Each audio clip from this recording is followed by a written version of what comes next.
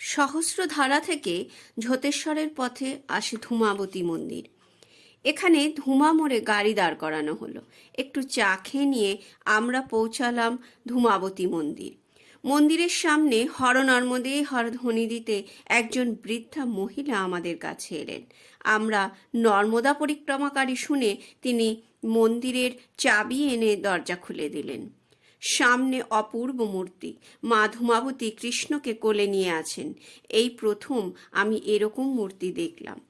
ধূমাবতী মন্দিরের পাশে শিব মন্দির। শিব শঙ্করকে প্রণাম করে হর নর্মদে হর ধ্বনি দিতে দিতে আবার সম্মুখে যাত্রা করলাম।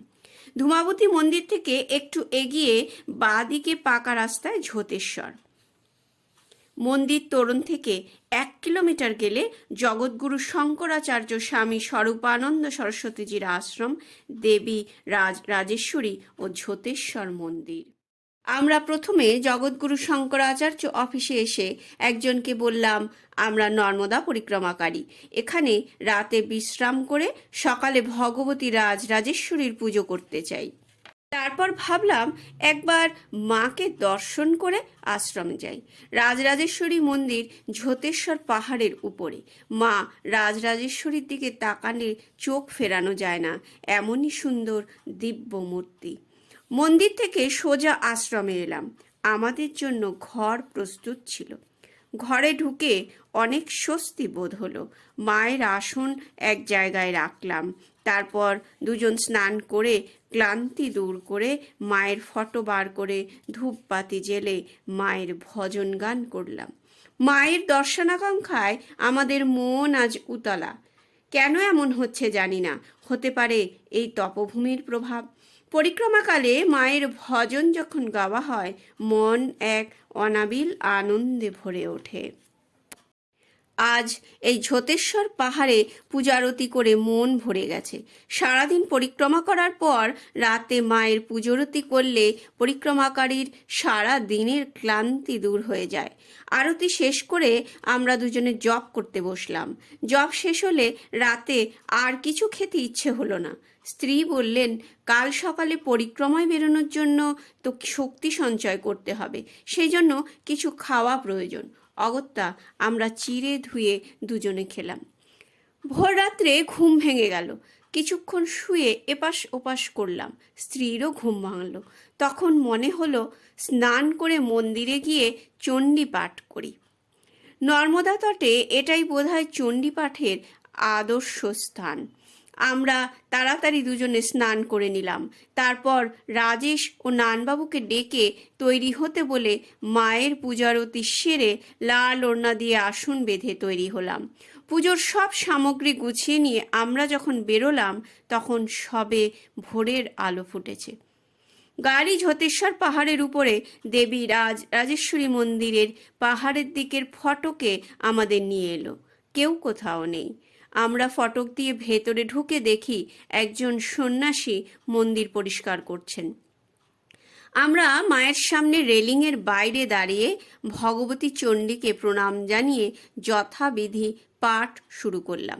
কয়েকজন সন্ন্যাসী এসে মায়ের কাছে দাঁড়িয়ে চণ্ডী পাঠ শুনছিলেন।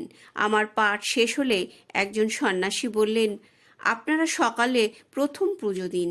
আমরা অঞ্জলি দিয়ে পূজা দিলাম। তারপর মায়ের প্রদক্ষিণ করে বাইরে এলাম। এরপর আমরা হর নর্মদে হর, হর নর্মদে হর ধ্বনিতে ঝোতেশ্বর পাহাড়ের ভোরের আকাশ মুখরিত করে মুকুন্দেশ্বর মন্দিরের পথে যাত্রা করলাম।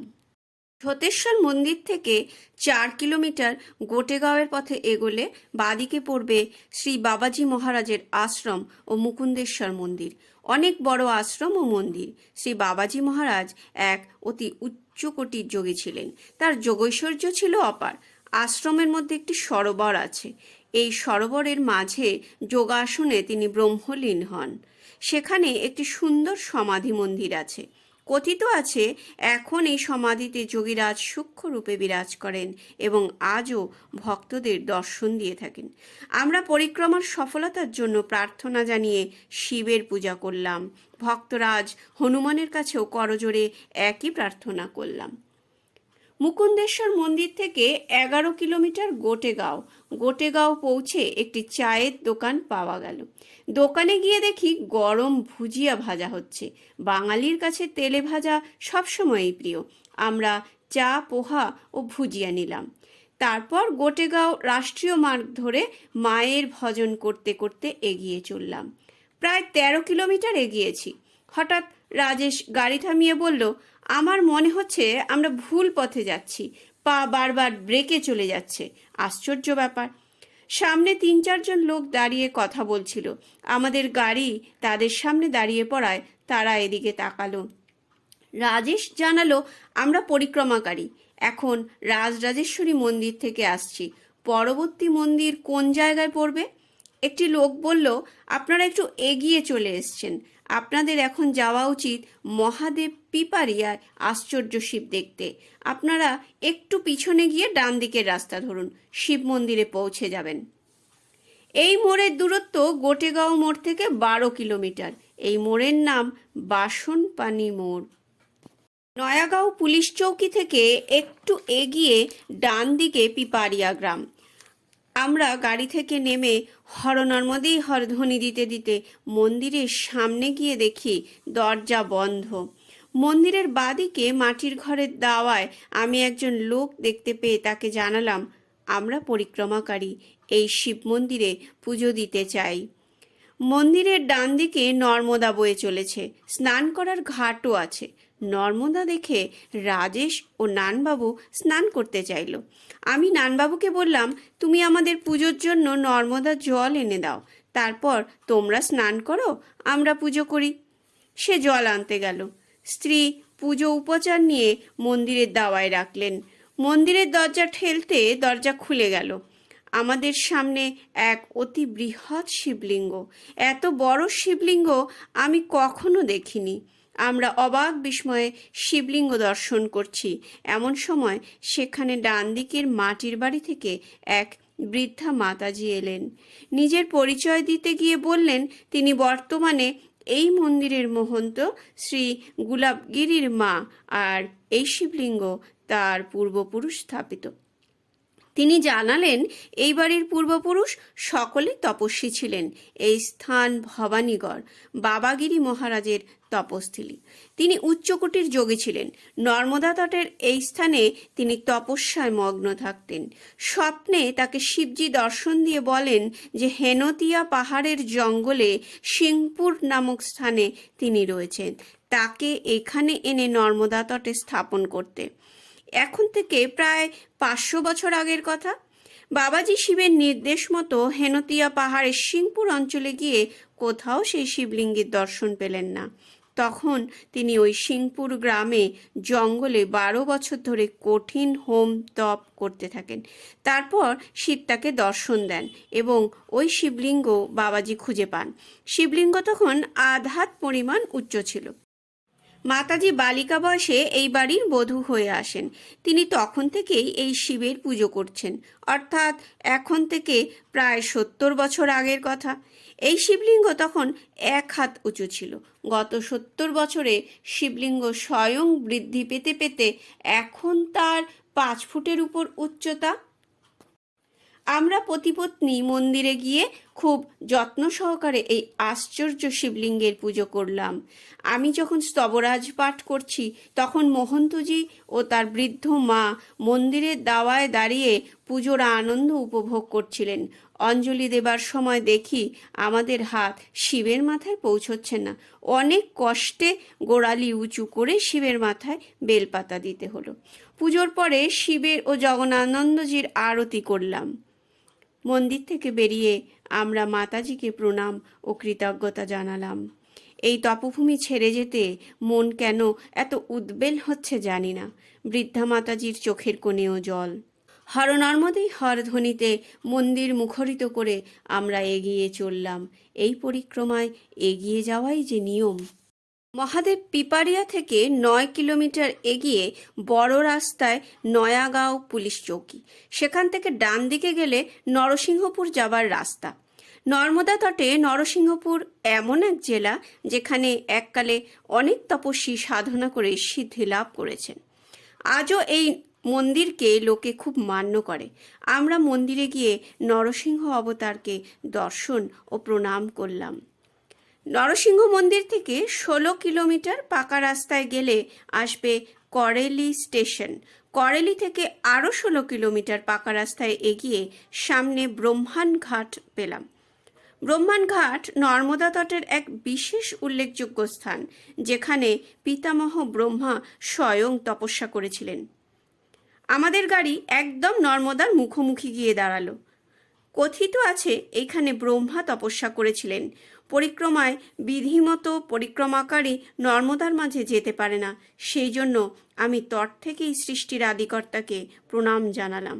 তারপর উপরে উঠে ডান দিকে ঘাটে নামলাম। নির্মল শীতল জল কুলুকুলু রবে বয়ে চলেছে, ছোট ছোট ঢেউ, কি সুন্দর লাগছে।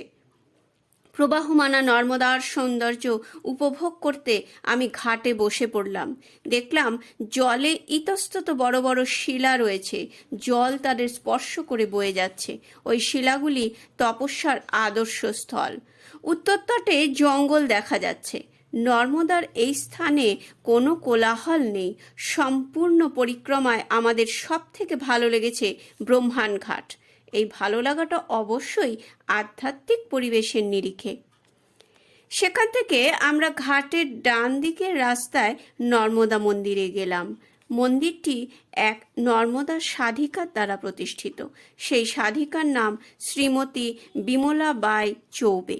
1972 সালের 15ই মে পায়ে হেঁটে বিমলাবাই নর্মদা পরিক্রমা শুরু করেন এবং 4 বছর 1 মাস 6 দিনে পূর্ণ জলেহরি পরিক্রমা শেষ করে ব্রহ্মাণ ঘাট পৌঁছন।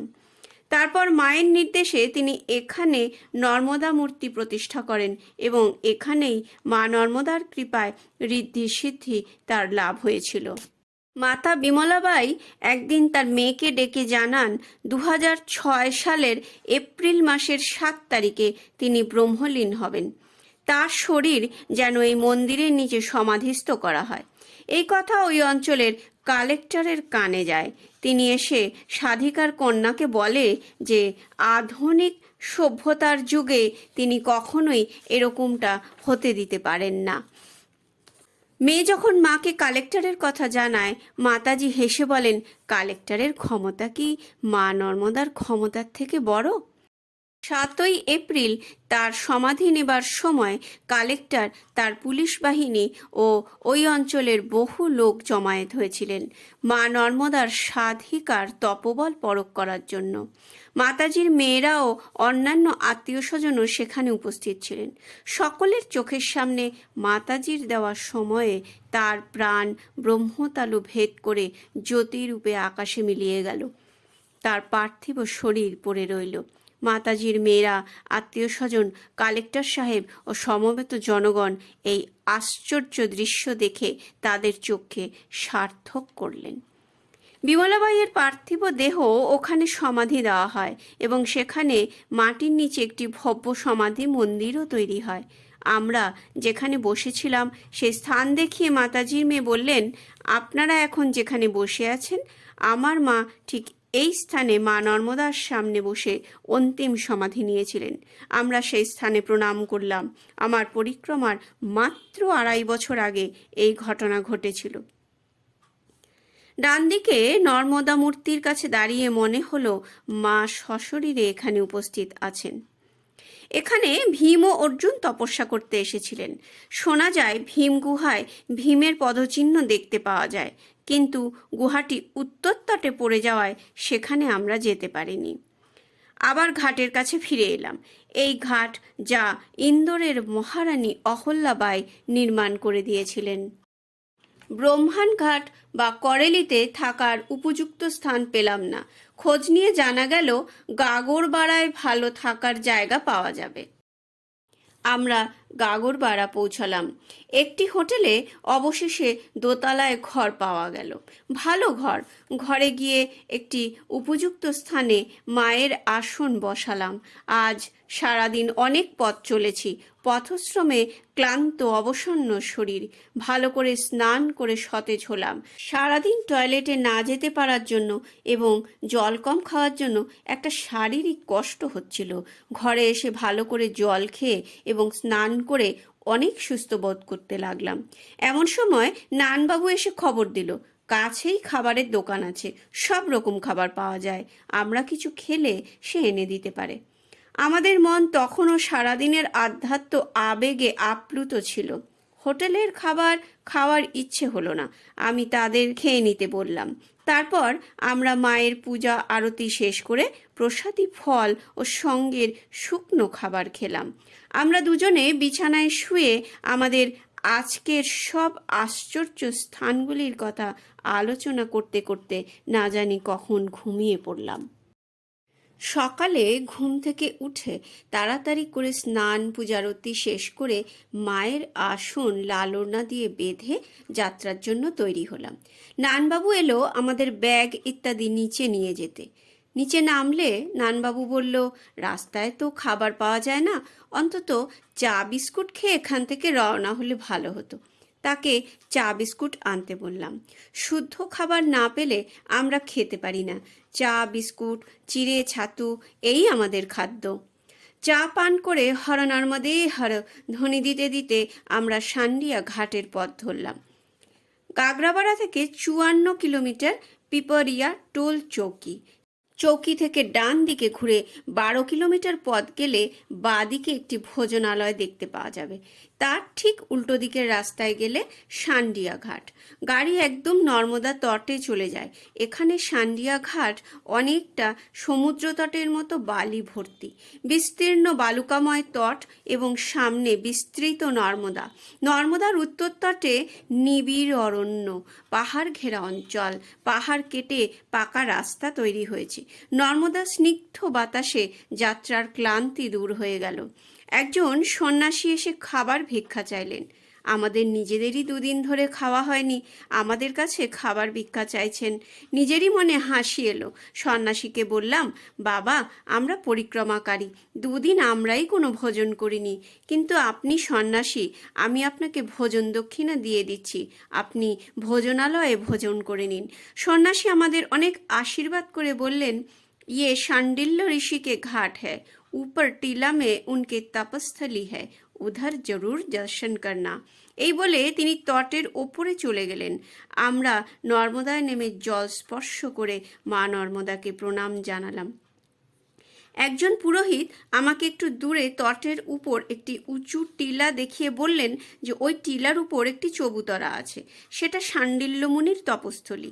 তিনি টিলা থেকে নেমে নর্মদায় স্নান করে বালি দিয়ে শিব করে পূজা করতেন। তারপর টিলার উপর চবুতরায় ফিরে গিয়ে ধ্যানস্থ হতেন।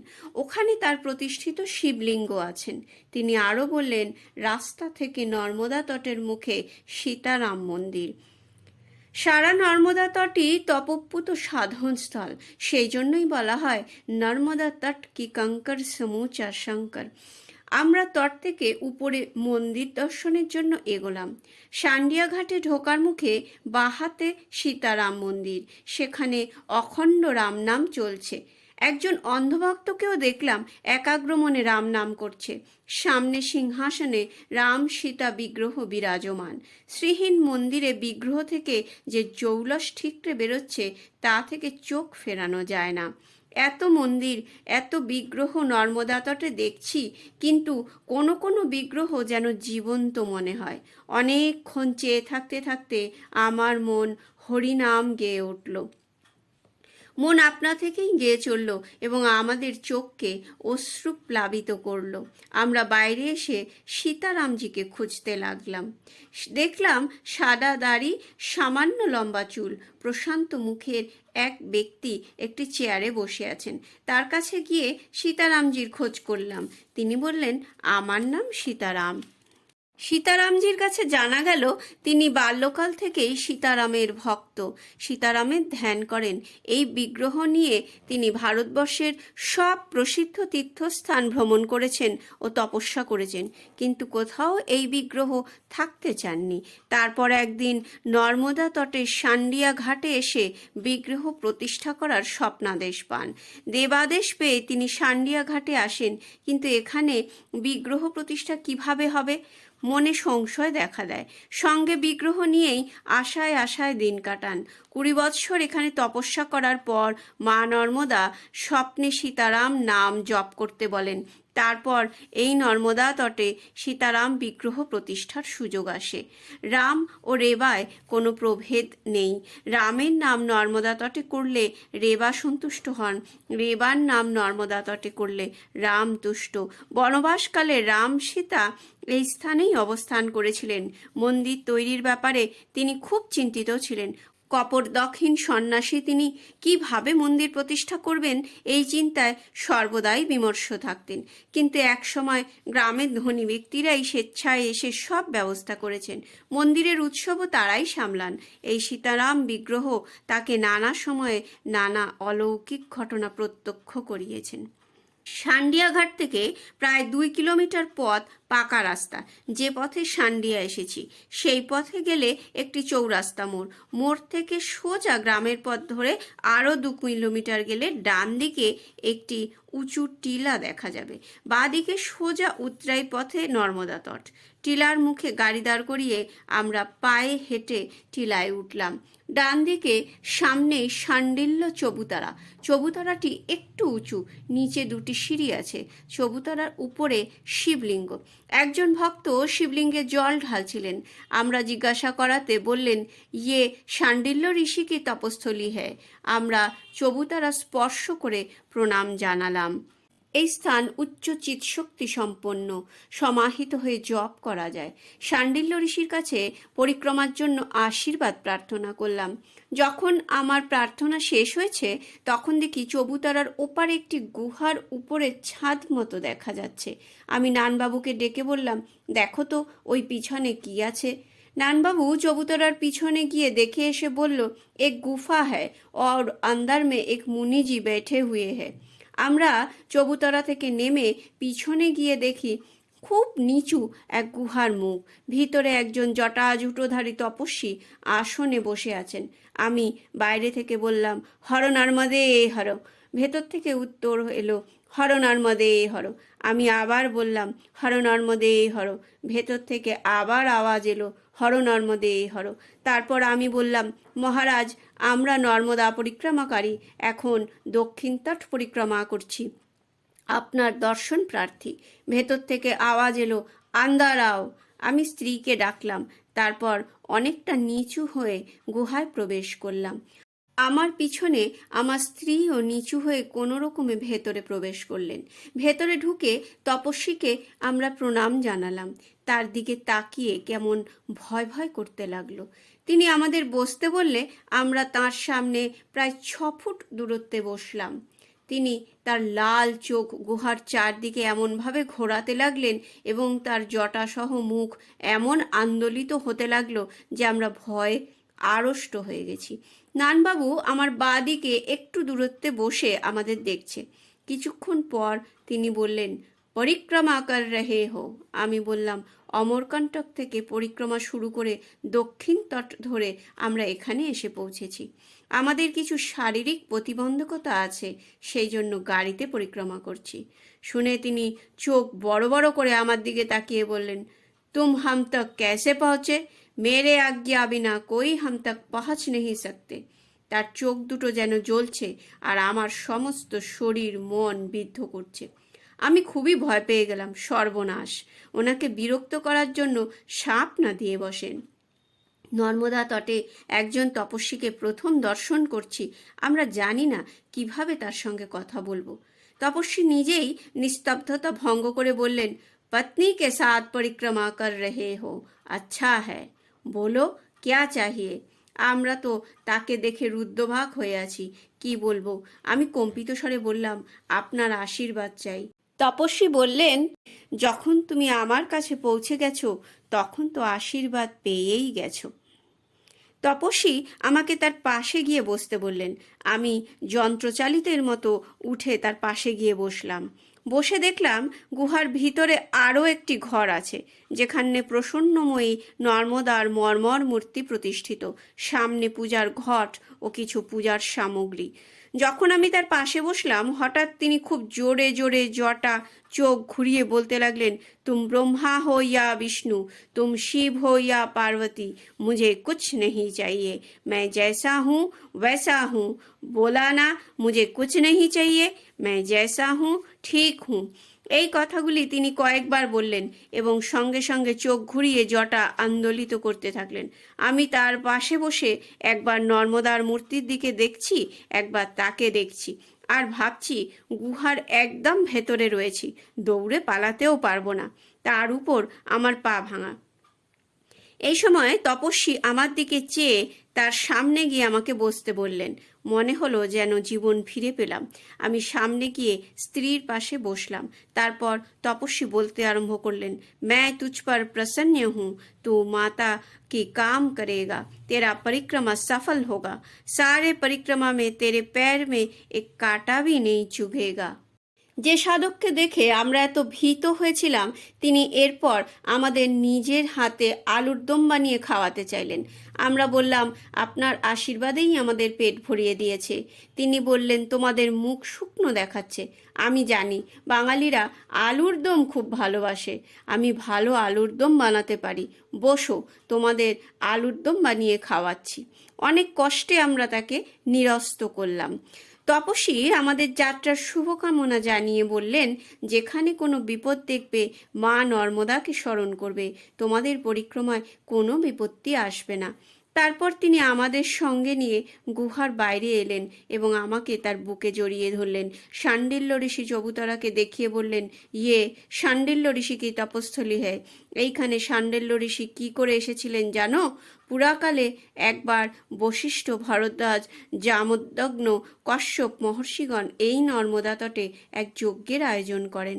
যজ্ঞের সময় কশ্যপ মুনি এসে না পৌঁছনোয় অন্যান্য ঋষিগণ কশ্যপের আসনে কুশ স্থাপন করে যজ্ঞক্রিয়া শুরু করেন। কিছু পরে কশ্যপ এসে দেখেন তার আসনে কুশ রাখা আছে, যজ্ঞ শুরু হয়ে গেছে। কশ্যপ তখন তার কোমণ্ডলু থেকে সেই কুশের উপর জল সিঞ্চন করেন। ধীরে ধীরে সেই কুশ থেকে এক ব্যাঘ্র চর্ম পরিহিত ঋষির উদ্ভব হয়। সেই ঋষি শাণ্ডিল্য ঋষি। শাণ্ডিল্য ঋষি আবির্ভূত হয়ে এইখানে তপস্যা শুরু করেন এবং সেই যজ্ঞকুণ্ডকে জাগ্রত করে রাখেন। খুব আনন্দ হলো তার কাছে শাণ্ডিল্য ঋষির আবির্ভাব কথা শুনে। এখন তপস্বী মহারাজের প্রশান্ত মুখ।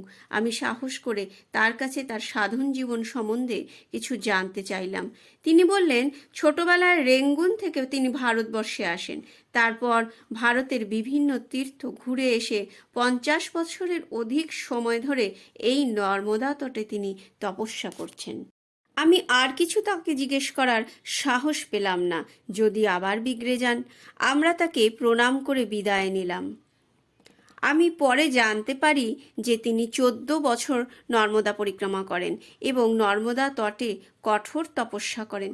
পরিক্রমা শেষ করে বর্তমানে সান্ডিয়া ঘাটকে নিজের তপস্যাস্থল করেন। তিনি শক্তি ও শ্রীজির উপাসক। পরিক্রমার পর যখন তিনি সান্ডিয়া ঘাটে আসেন, তখন নর্মদা তটে তিনি একটি 8 ফুট গর্ত করে তাতে ধ্যানমগ্ন থাকতেন। প্রতিদিন সকাল 4টের সময় গর্ত থেকে বার হয়ে নর্মদায় স্নান করে বালির একটি শিবলিঙ্গ বানিয়ে তার পুজো করতেন। তারপর আবার গর্তে প্রবেশ করে ধ্যানে ডুবে থাকতেন। কারোর সঙ্গে কথা বলতেন না। যদি কেউ ওই গর্তে কোনো ফল দিয়ে যেতেন তবে তাই আহার করতেন। তার আহারে কোনো আগ্রহই ছিল না, আজও নেই।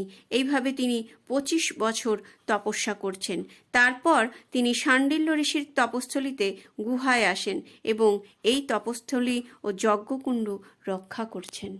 টান্ডিয়া থেকে পিপারিয়া 19 কিলোমিটার, পিপারিয়া থেকে শেঠানি ঘাট 72 কিলোমিটার, শেঠানি ঘাট হোশাঙ্গাবাদ জেলায়।